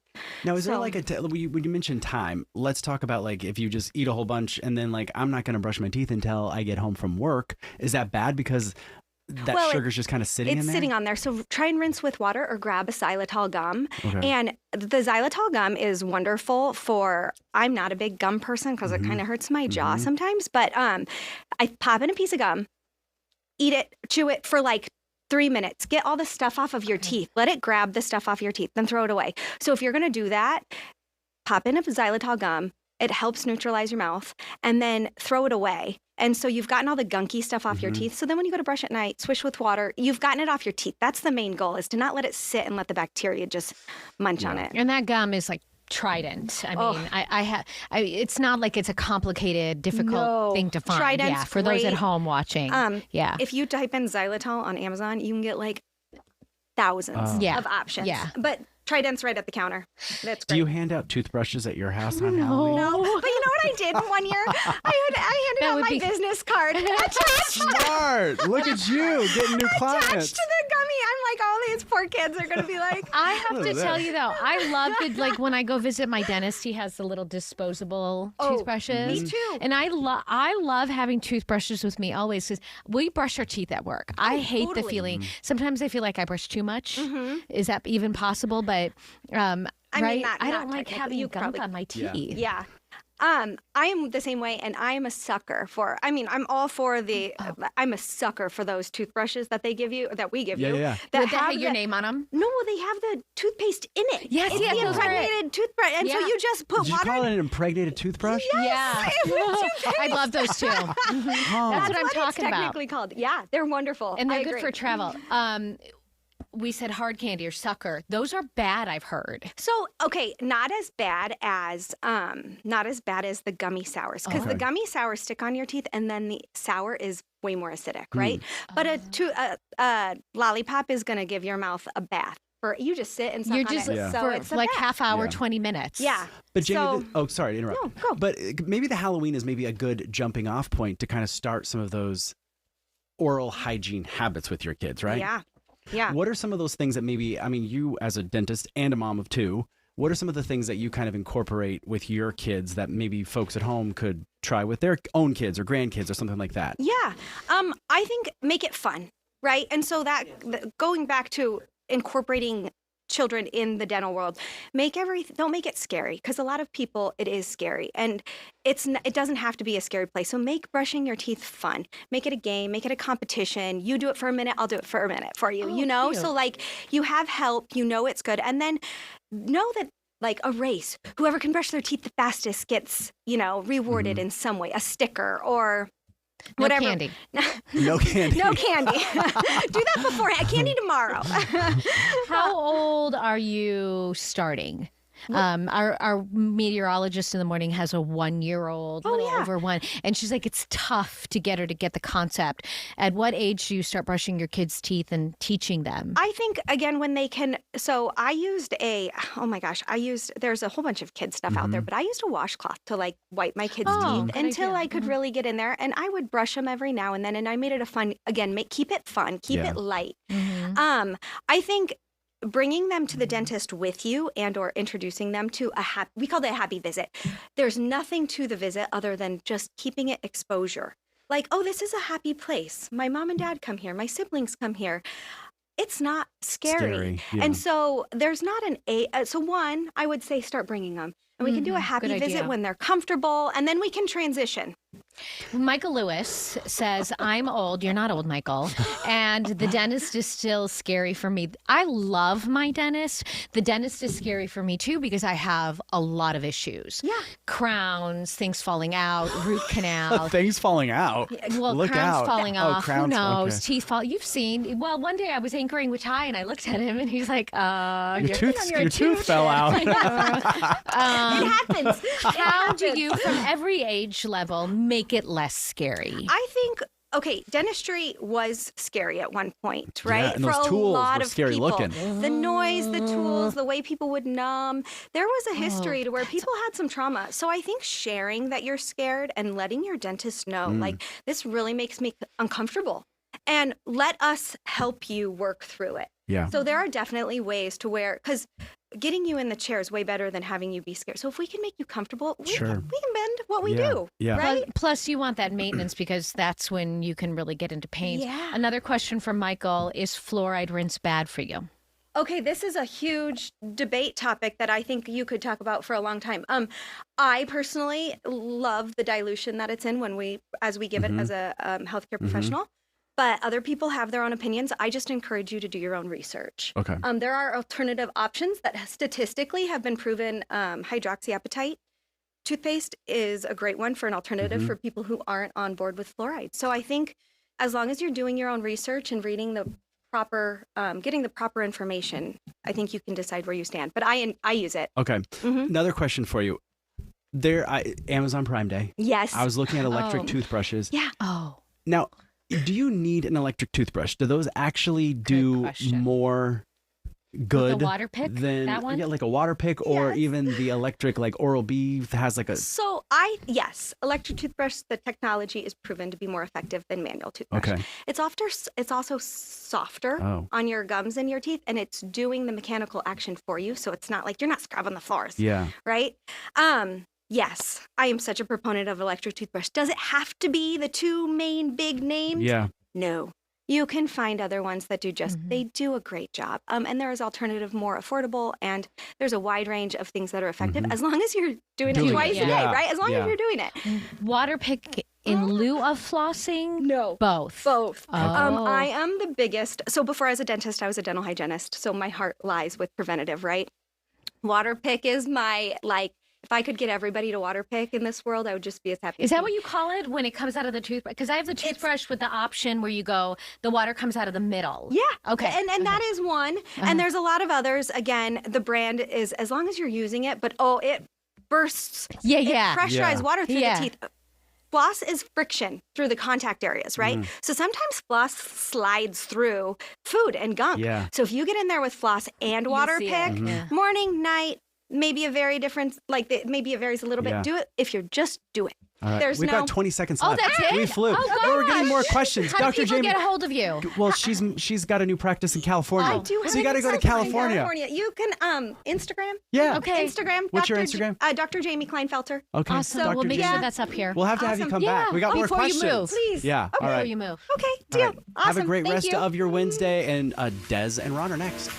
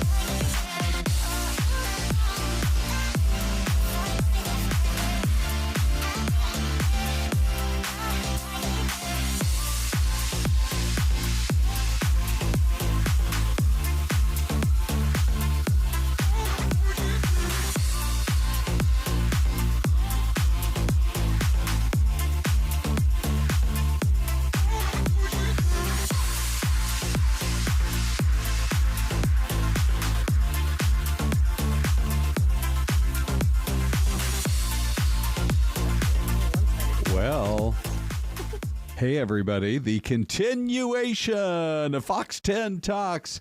You're looking, it's interesting here at the TV station. We have an atrium that has a bunch of skylights. And sometimes, Des, by the way, I'm Ron. She's Des. Thank you for joining us today. Sometimes I'll walk out into that atrium and have that darker feel, and I'm like, oh boy, here comes the cloud, maybe the rain. Yeah. Right? You can feel it. Yeah. It's getting set up for something. Sure. And we had the most spectacular sunrise in our 6 a.m. hour this morning on the TV side. It was really impressive. And then what else has been going on since you and I last worked together 4 hours ago? Well, I got some good barbecue. Yeah, you brought You can some smell back. it in the atrium. Yeah, you can. Where'd you we go? brought some back. Big Nate's Family Barbecue. Okay. Out in Mesa, and I don't know where their other location is. It's escaping me, but they are celebrating their 5th birthday this weekend. So Saturday at both locations, they are giving away free pulled pork sandwiches and a side of your choice. Really? And there's Is no it like catch. buy one, get one, or you just, it's no free? catch. Just show up and you just get show it. up. Each person gets one free pulled pork sandwich. See, so but then it's so good. And I'm not I haven't had great barbecue. Yeah. Once in my lifetime when I went to the Jack Daniel's distillery in Tennessee, Lynchburg, and we had a hole in the wall spot barbecue. That's the best I've had. Nate's was pretty good. Wow, putting it almost in that category. Yeah, That's it's really Texas great. barbecue, so. Sometimes we will talk about like the deals that you can find on National Taco Day or National Burger Day, and it's always like a buy one get one. I'm like, that sounds more like an ad. I know, and I asked him. I go, "What is the catch here?" They're like, really, we're giving away a sandwich and a side. It's a thank you to the community. Yeah, and that's what they said. Be. They really appreciate the community for helping them grow. Hey, speaking of the community, I think there have literally been thousands of people who've been waiting for answers on what happened in that devastating fire over in Southern California, talking about at Palisades.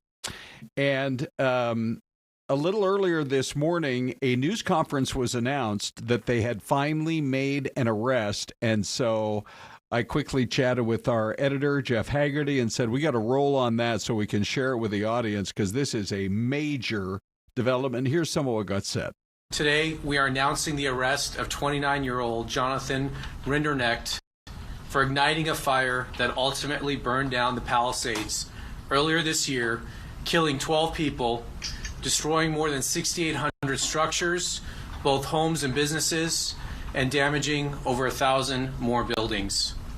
The complaint unsealed today charges the defendant with destruction of property by means of fire, a felony that carries a mandatory minimum 5-year federal prison sentence and is punishable by up to 20 years in federal prison. The defendant was arrested yesterday on a federal criminal complaint near his Florida residence. The allegations in the affidavit are supported by digital evidence, including the defendant's ChatGPT prompt of a dystopian painting showing in part a burning forest and a crowd fleeing from it. And we're going to put that up on the screen here once we get that going.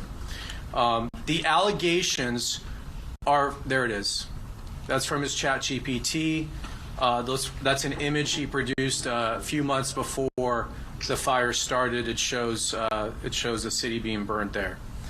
The allegations are further supported by the defendant's cell phone, his false statements to law enforcement, and his behavior during the Lockman fire, which the defendant is charged with maliciously starting shortly after midnight on New Year's Day of this year, and which eventually became the Palisades fire. Late last New Year's Eve, Rinderknecht returned to Pacific Palisades after working the evening shift as an Uber driver. 2 of his passengers told law enforcement that he appeared agitated and angry that night. After dropping off a passenger in Pacific Palisades, Rinderknecht parked his car and tried and failed to contact a former friend. He exited the car, walked up a nearby trail, took iPhone videos at a nearby hilltop, and listened to a rap song whose music video included objects being lit on fire. The defendant had listened to this song and watched its music video repeatedly in the days leading up to the Lockman fire. 12 minutes into the new year, environmental sensing platforms indicated that a fire had started. It took the defendant several tries to contact 911 to report the fire. He fled the scene in his car, but turned around after passing fire engines driving in the opposite direction to fight the fire. While the Lockman fire burned, the defendant walked up the same trail from earlier that night to watch the fire and firefighters, using his iPhone to take short videos of the scene. Although firefighters suppressed the blaze, the fire continued to smolder and burn underground within the root structure of the dense vegetation.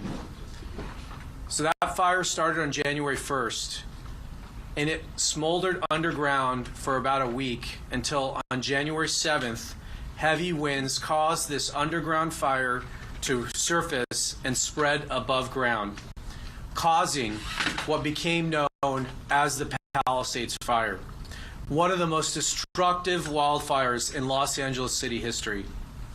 Law enforcement got to work and by January 24th had identified and interviewed the defendant. During his interview, he lied about where he was when he first saw the Lockman fire, claiming he was near the bottom of a hiking trail. Geolocation data for the 911 calls showed that he was standing above the fire in a clearing merely 30 feet from the blaze as it rapidly grew. And so there is just a portion of this news conference, which, Des, I found it totally fascinating. I mean, that is wild. Yeah. Wild. Those GPT images. The images, that is just so eerie. It's so disgusting. I know.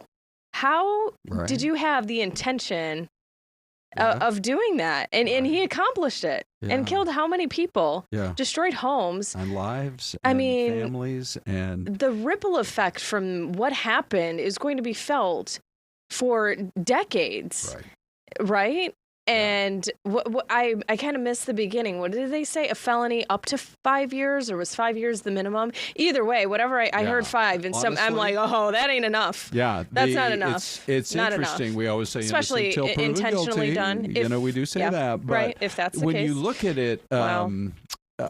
to me, it seems like with the deaths that were a direct result of the fire, this guy's lucky that they didn't go much deeper with the charges. Anyway, we're going to stay on top of that.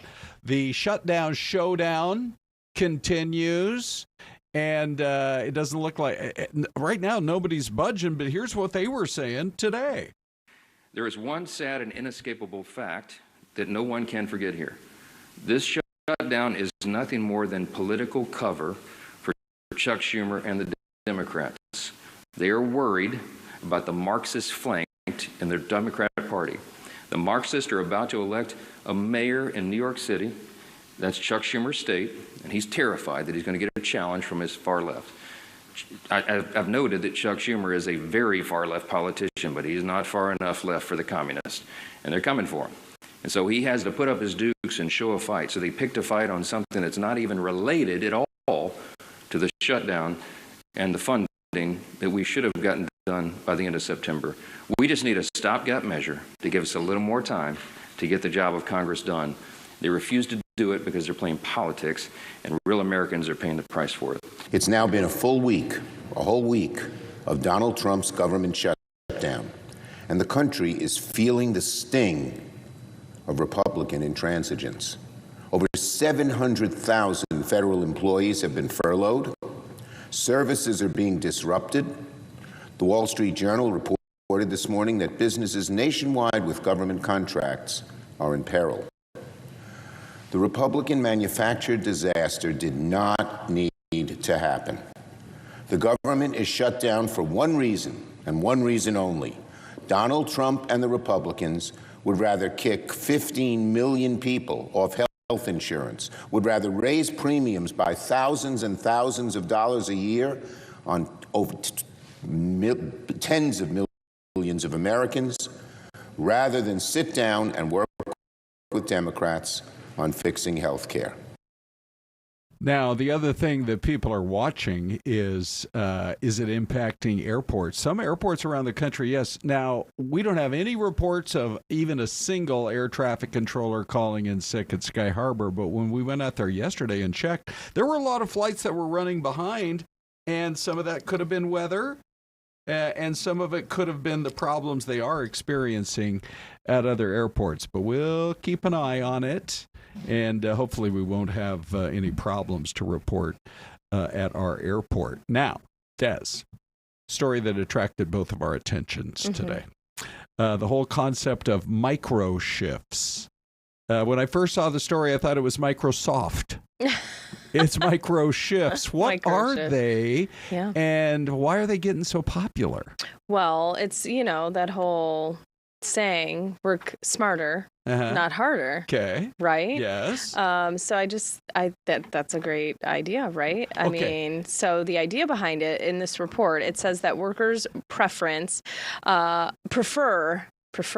a flexible remote work schedule, continuing well after the pandemic. So tech company Owl Labs says 65% of people are interested in micro shifting. It entails splitting work into chunks while knocking out unrelated chores and errands in the in-between time. And I have to say that I have a few family members that are in the tech world, and that's the way it goes for them. Yeah. I mean, basically you have a series of tasks and maybe a couple of meetings in there too, and primarily just tasks that you have to get accomplished by the end of the day.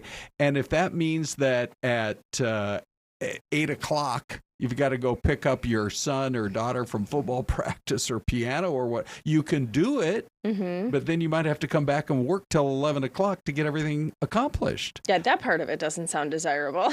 Yeah. But just the idea of having that flexibility in there, right? And I think there was I guess I don't own a big company. I'm not an owner behind anything. So I don't know. Someday, I mean, a lot of someday. No, I don't know. Honestly, I don't have that dream. But I can see maybe why they wanted their people back into the buildings and into the office, right? The atmosphere is different, but I guess if you're also paying rent on a building or space, I get, why that And if you're in the tech world and you can do it, which is where it's happening, pull it off. And that's what I'm saying. But if you can do it, what does it matter where they are? There you go. Look at these folks right here. Hey, it's break time. Mystery Camp back in 2 minutes.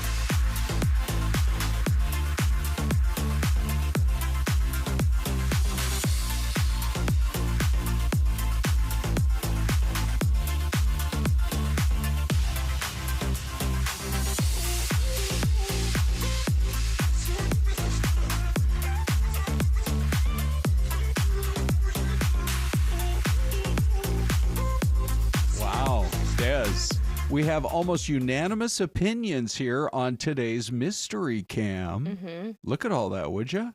Little Philosophy, Frankie D, Brandon, Charles David. You guys are all thinking the same thing. It does kind of look like Florida, doesn't it? Mm-hmm. Now, you know what we could do to make it harder? Because I think it's Florida too. To make it harder. You're all in favor of that, aren't you? Sure. Whatever you say, Ron. Okay. I'm not going to vote against you. We could try to name the city. How about that? Because then that makes it a little bit tougher, right? Okay. Mm-hmm. I'm going to try. I think it is Florida, and that lake makes me think it's Orlando because they have a lake right in the middle of downtown Orlando. Not out there by Disney World. Disney World would be way off the camera here, but it is a cool city. I'm going to go Florida. I'm going to go Orlando.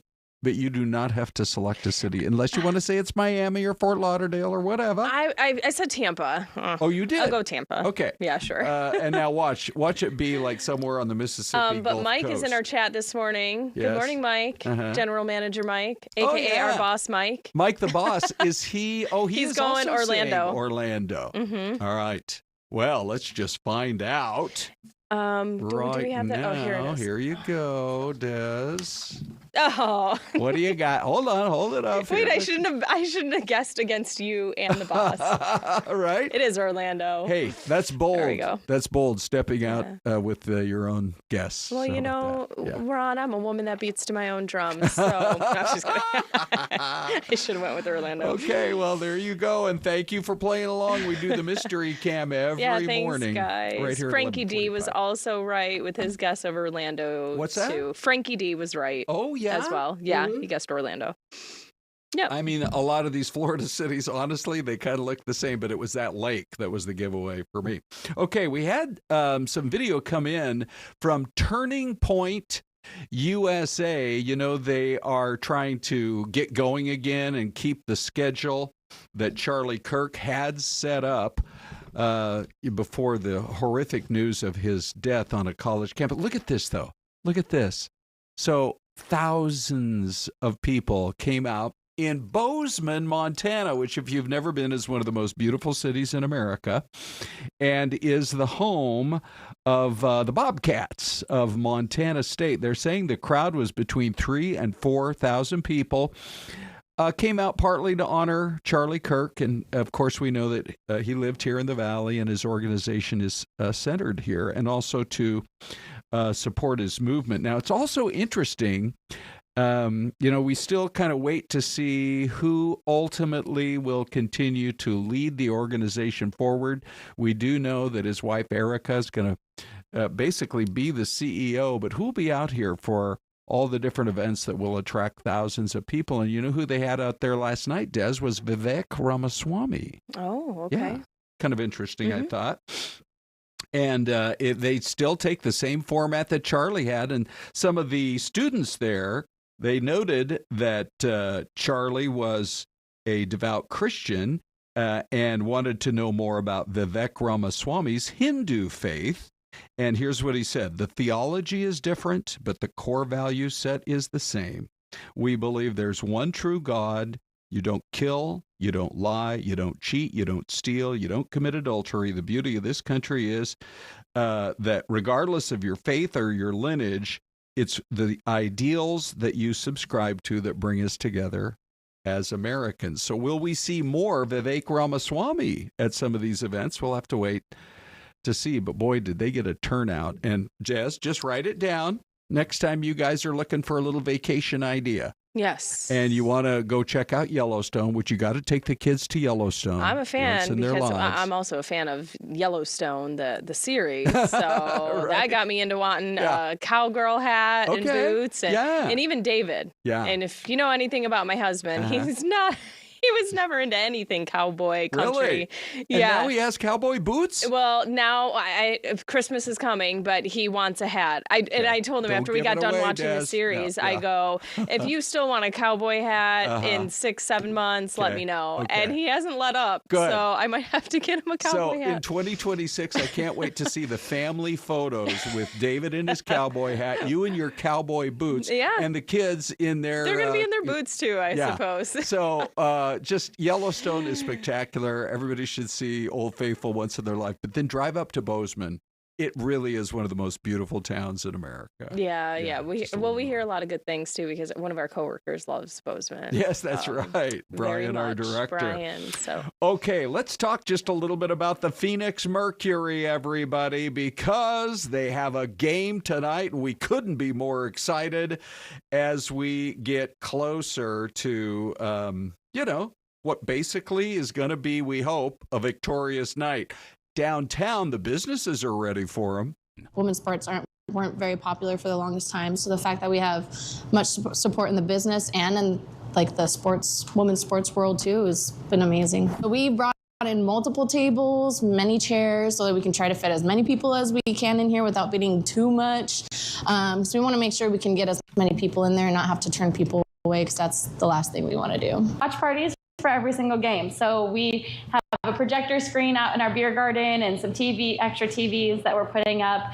We're giving away merchandise from the Phoenix Mercury all games. So basketballs, jerseys, swag, all sorts of fun things. Crazy. It's been very chaotic in a good way. We have so much support and so many fans coming in. It's been nice to have a place where we can all get together and have fun and support something that we all love. And it's just been a great experience. And that crowd at that stadium or that arena is so rocking when the Merc come to town to play a great team. They're coming to town because they're getting out of Las Vegas where the Aces won the first two. Mm-hmm. Des, you feeling good about tonight's game? Absolutely. Yeah. Yeah, home court advantage, fresh start. They've had some days off, time to regroup, refocus. I think they have a really good shot tonight. And we were looking at tickets this morning. You can still, especially if you've got kids, you want to take them to something fun. Here are the WNBA finals, and as I saw, some of the tickets that are available are pretty good pricing. Yeah, absolutely. So don't count yourself out completely to not be there, thinking that the prices are too high. But there were some lower bowl tickets were still priced pretty decently. As of this morning, anything could change, but they were like $50 a person. Imagine. So for a sports ticket. All right, so go Merc. We love them. And, we did, obviously, Brittany Griner, Diana Taurasi, the GOAT. Some of the all-time greats are not with us anymore, but boy, they got this young new team, and they're exciting to watch. Yeah, Alyssa Thomas. All eyes on her, right? So she's a superstar. Yeah. Okay, good luck to the Merc. We are in standby mode for Dolly Parton.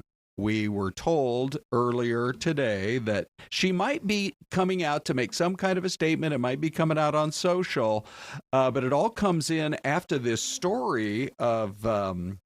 it was I think it was her sister that went online and said, I need everybody to pray for Dolly herself. Yeah. And so when that came up, all of a sudden, she canceled her residency in Vegas. And now you hear this, and I have to say, it's pretty worrying. Yeah, well, and in true Dolly fashion, it looks like she did come out and have a little to say. Oh, good. What do you said, see? I ain't dead yet. Is that what she said on her IG? Yeah. I'm looking at People Entertainment here. Their headline is Dolly Parton says, I ain't dead yet, as she gives health update after sister asked for prayers. And then she goes, do I look sick to you? So it looks like maybe she did come out with something on her Instagram. Okay. Yeah. Okay, so they have just a screenshot of what looks like a video. Yeah. And they're crediting Dolly Parton's Instagram. So she must have come out and spoke. You know what? This she is says, she did share a video to social media. The star told fans, I wanted you to know that I'm not dying. She's been dealing with some health challenges. And what you're looking at is some of the file video that we are able to use. There she is talking to Fox right there. But... I'm just looking at what she did post on Instagram. She looks totally fine to me. Well, and that's what she said. She goes, totally "How do right? Yeah. Do I look sick to you?" Yet. So, it might be a little bit of a sister miscommunication. I don't know. Yeah. But anyway. Or the sister I don't know anything about her sister. Yeah. So maybe she just doesn't live that same life. Maybe Dolly does. Sure. So she put something out. Maybe she wasn't thinking the lengths, that it would go. Nothing wrong with asking for a few prayers. We're prayer believers around here. Exactly. For sure. Okay. By the way, Des, we have just time for one more story before we wrap it up for today. This story about how you sleep and the position that you sleep in. Are you a side sleeper, back sleeper, tummy sleeper? What? I'm a side sleeper. Yes, left or the right? Fetal position. Yeah. I'll give love to both sides. Okay. Mm-hmm. Yeah. Yeah. How about you? I am also a side sleeper. Okay. And I tend to sleep more on my right than on my left. But the story attracted our attention because a sleep expert came out with some information this morning. Nancy Foldvari says that people with apnea should not sleep on their back, which is totally common sense, is it not? If you're on your back, that's when you're like your mouth is wide open. Correct. And you're like a mouth breather kind of a thing. Yeah. Yeah. Okay, not a good idea. But also but that's like kind of uncomfortable. Like, right? I don't know. Well, I guess different positions are comfier for different people, but that just seems awkward to me. You know what's weird is I'll start on either my left or right side, and then I'll wake up a few hours later and I'm on my back. Did that ever happen to you? Well, yeah, I guess in the middle of sleep, but like if you get in your bed to go to sleep, who's laying like this? Like I'd be like, looking at the ceiling. No, that's good, Des. That's Des's recreation of what it's like when you end up on your back. Like, what are you in the coffin already? Like, come on, like, get comfy. Yeah, I don't know how that happens. I don't know. And maybe the chat box. Maybe you guys have your own opinions about this, but you guys are still talking about Dolly Parton. That's for sure. Well, we're relieved about that. But by the way, there's one other really interesting piece of information that came out on this, which is if you are tossing and turning a lot at night, it could be a sign of restless leg syndrome. So that's worth talking to the doc about. Or you might want to think about changing up your pillow. I changed pillows recently, and I sleep better. I will find I love my pillow, but sometimes it just doesn't work for me. Okay. And I'm like, why are you betraying me like this? Now I have to switch pillows. Do you have a whole conversation? And then I'll end up switching back. Well, I just like... I'm like, what are you doing now? Or I'll go steal my kids' pillows. But yeah, I can see that, right? You need to switch it up every now and then. Yeah, for sure. Yeah. All right. I missed pregnant, sleeping on my belly, which I never do. But it's like, I guess when you can't do something, I missed it. For sure. Well, that's about it. We're glad you're back. That was a long few months that we missed you for sure. All right, we better say our goodbyes. Have a great day. See you tomorrow, everybody.